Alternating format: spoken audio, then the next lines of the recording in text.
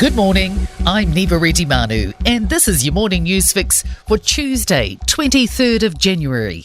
In this update, police have begun looking into a car park scam at Saturday night's Foo Fighters concert at Auckland's Mount Smart Stadium that's left some people hundreds of dollars out of pocket.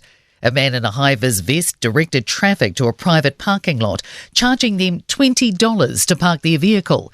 But people who paid the fee then returned to find their car had been towed, and it would cost hundreds of dollars to retrieve the vehicle. Police say they're looking into a report about the incident.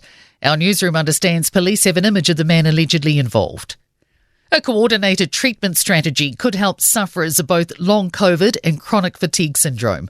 Otago University research has found a strong link between the two conditions. Emeritus Professor Warren Tate says that means research on long COVID could be translated to help CFS patients and vice versa. He says we need national strategies for both conditions as well as specialist clinics. So this group of patients can have the same dignified treatment as cancer patients or diabetes patients or Alzheimer's patients. We need to consider these diseases with the same degree of respect. Problems with heart services at a major hospital have been linked to avoidable deaths in a confidential report. Waikato Hospital in Hamilton has sent cardiac surgery patients to other hospitals because of severe delays. As part of that arrangement, specialists from Auckland Hospital travelled south to visit and delivered a report last July, which has now been leaked to our newsroom. Herald reporter Nick Jones says the report contained this warning. There is clearly a risk to patient outcomes. There is wide recognition of poor patient experience and avoidable pre-operative mortality.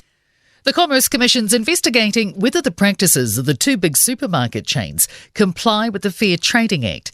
It's looking into certain pricing and promotional practices at Woolworths, Foodstuffs North Island and Foodstuffs South Island.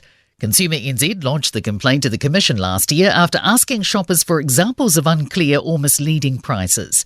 Auckland University marketing expert Bodo Lang told Roman Travers that there's a raft of things the Commission could do. The team is just a compliance advice letter, but I think that's probably unlikely to happen.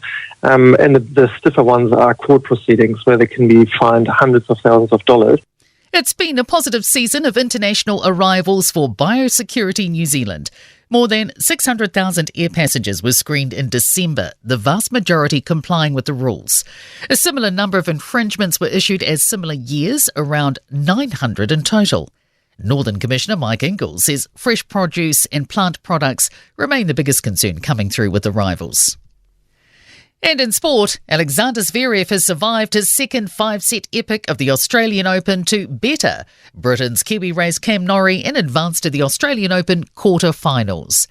Wellington have secured a spot on the men's T20 Super Smash playoffs despite falling to Canterbury by 18 runs in their final round-robin fixture.